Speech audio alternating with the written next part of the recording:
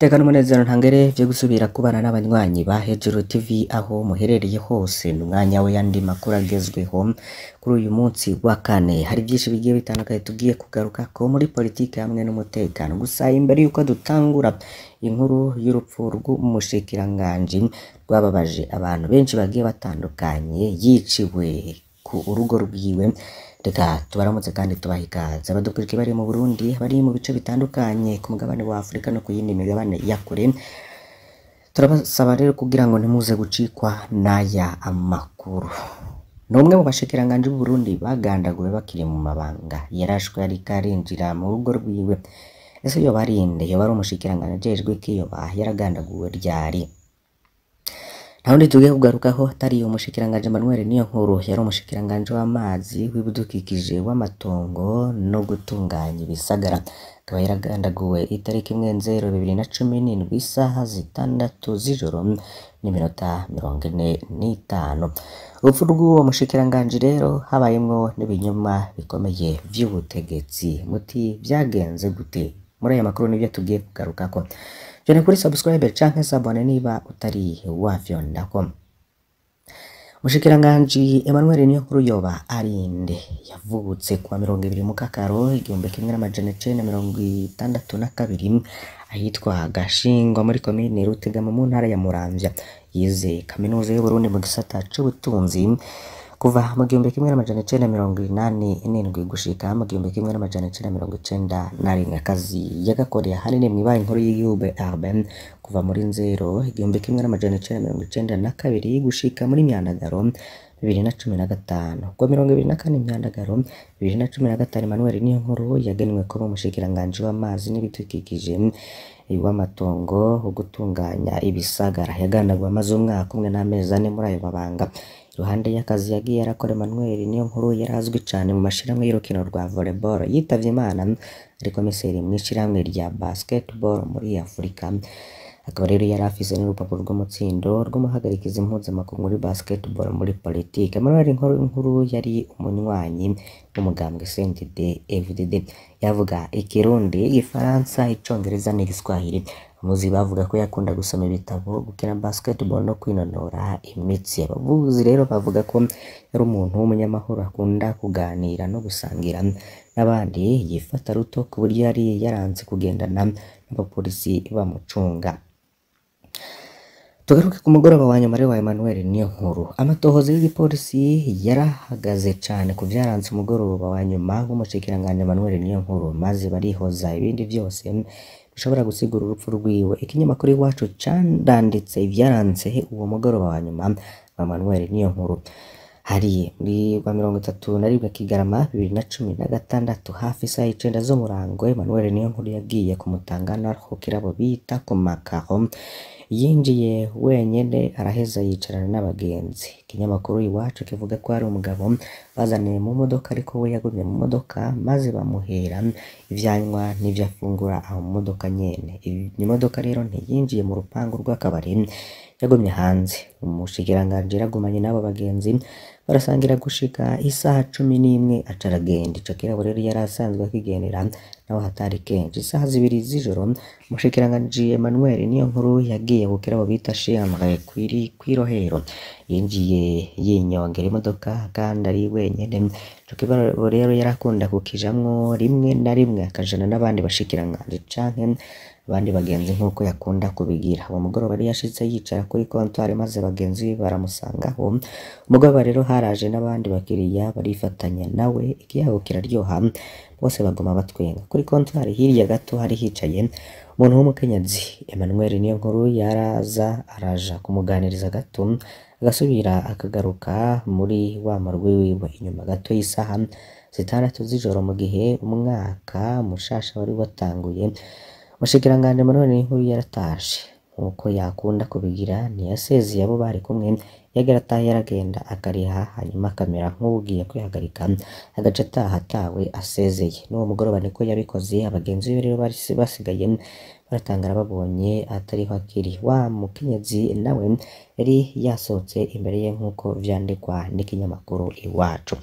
Isaha 6 z'ijoro n'iminota 45 Emmanuel Niyonkuru yari yageze ku rugo rwiwe mw'irohero. Ni we nyene yariko arinyongera imodoka yari kumwe n'umuntu w'umukenyezi ari ngaho ku muryango. Niho Emmanuel Niyonkuru yaraswa amasasi 3 mu mutwe aca arasandaba.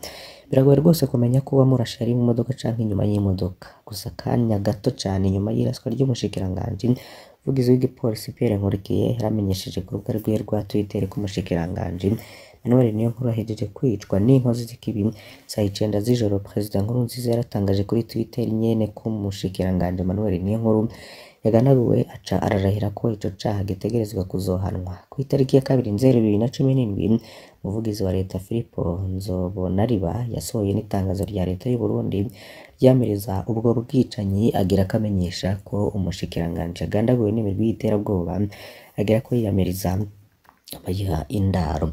Aho yabivuga atatuhuza na rimwe rirakorwa. Umugambwe CNDD-FDD nawo wamenyesheje ko umushikiranganji Emmanuel Niyonkuru yishwe n'abantu atakindi bashoboye guha Burundi kiretse gusesa amaraso. Ku w'indwi 2017 umushikirizamanza mukuru wa Repubulika Sylvestre Nyandwi yasohoye itangazo rivuga ko hamaze gufatwa abantu 6 mu ntumbero y'amatohoza, aca aremeza ko amatohoza abandanya kandi abishe Emmanuel Niyonkuru bazojanwa mu butungane. Kuva ubwo abarundi rero ntibarabwirwa bishe umushikiranganji Emmanuel Niyonkuru. 6 bafashwe ari umukenyezi yari kumwe n'umushikiranganji mu modoka, abanyezamu biwe 2, abaseriveri 2 bamuhaye inzoga kuri Chez André na nyene Kirabo Chez André Benoit Ndorimana. Igipolisi rero nticigeze cerekana isano ryari hagati y'abakozi ba Chez André n'urupfu rw'umushikiranganji. Mu misi yakurikiye urwo rupfu, icegera ca mbere c'umukuru w'igipolisi Gaston Sindimwe yatangaje ko urupfu rw'umushikiranganji Emmanuel Niyonkuru rufise ico rupfana no kuba atemeye kubahiriza ingingo z'umutekano zahawe abashikiranganji, na cane cane kuba atagendana abamucungira umutekano. Ivyo igipolisi rero kitigeze cemera gutohoza. Biragoye gutahura impamvu amatoza y'igipolisi afatira ku masaha ya nyuma y'umushikiranganji Emmanuel Niyonkuru nticemere kurondera ibinyegeje muri urwo rupfu. Amatoza yari yisekeza none za Pacifique Ninahazwe yerekana ibintu bitangaje vyabaye mu misi 3 ya nyuma y'umushikiranganji Emmanuel Niyonkuru. Co kimwe n'abandi bashikiranganji, Emmanuel Niyonkuru yitavye igikorane c'umuryango wa Perezida Nkurunziza cabereye muri komine Bukemba mu ntara ya Rutana muri Kigarama 2016. Ku mugoroba wa 28 Kigarama 2016 Emmanuel Niyonkuru yarasangiye anagirana inama n'abadandaza 2 bo mu Rutana, Adrien Gacika batazira ziranotse be na Evariste Nyandwi batazira amatwi. Ico gihe bahuriye gukera bita ku muco aho mu Rutana. Ku mugoroba wa 29 Kigarama 2016 Emmanuel Niyonkuru, Adrien Gacika na Evariste Nyandwi barasubiriye baragobereza hamwe kuri hoteli yitwa 3M iri ngaho mu Rutana nyene. Abababonye rero bavuga ko byaboneka ko bari mu nama ikomeye.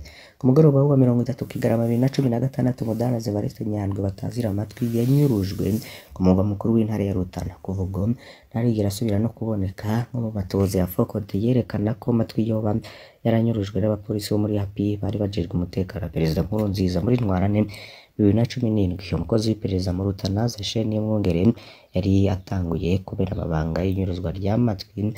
Yarahagaritswe n'uwatwara iperereza mu Rutana Jove Cishahayo aramuhuragura amahiri gushika abonye ko ategerezwa gupfa. Nyuma gato Zachene Niyomwungere yaguye mu bitaro i Gitega.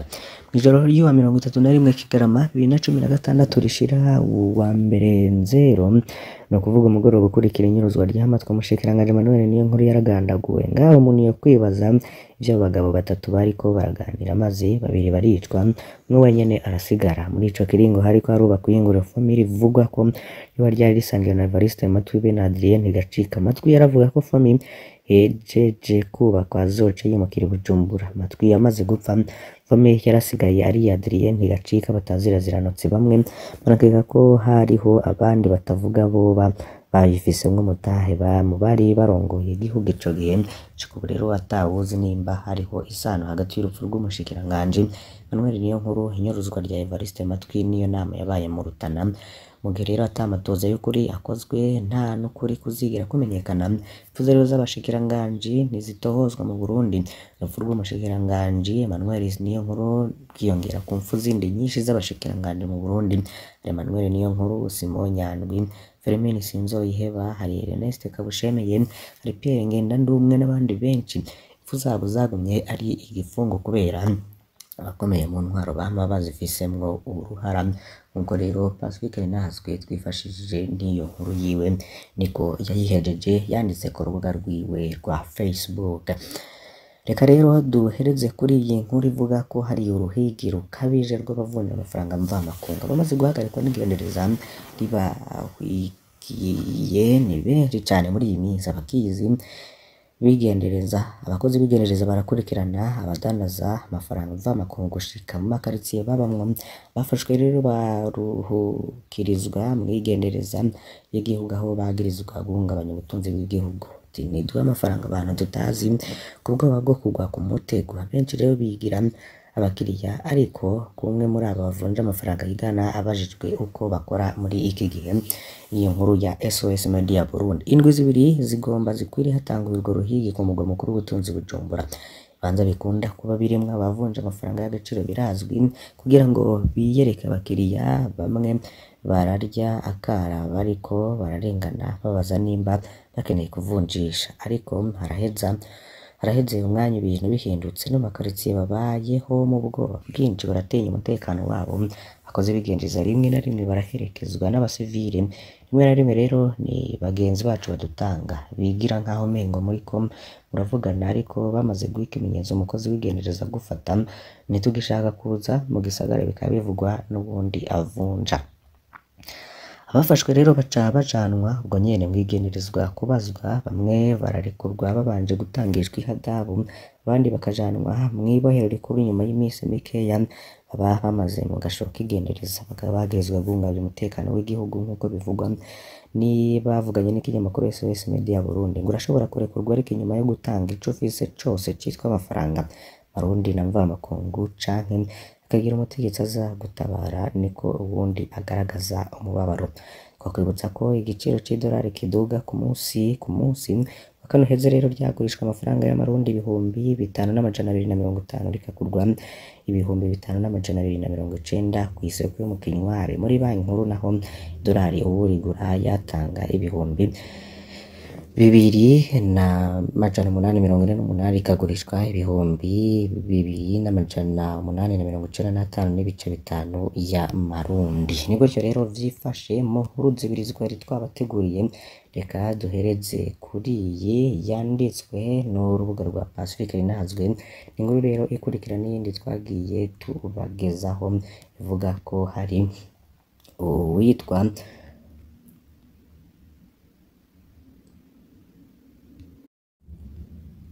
Arsene Ntirubuza yari yafashwe n'iperereza, akaba rero yararekuwe ku munsi w'ejo ku mugoroba igenekezo rya 17 Ndamukiza 2024 nk'uko amakuru adushikira abivuga.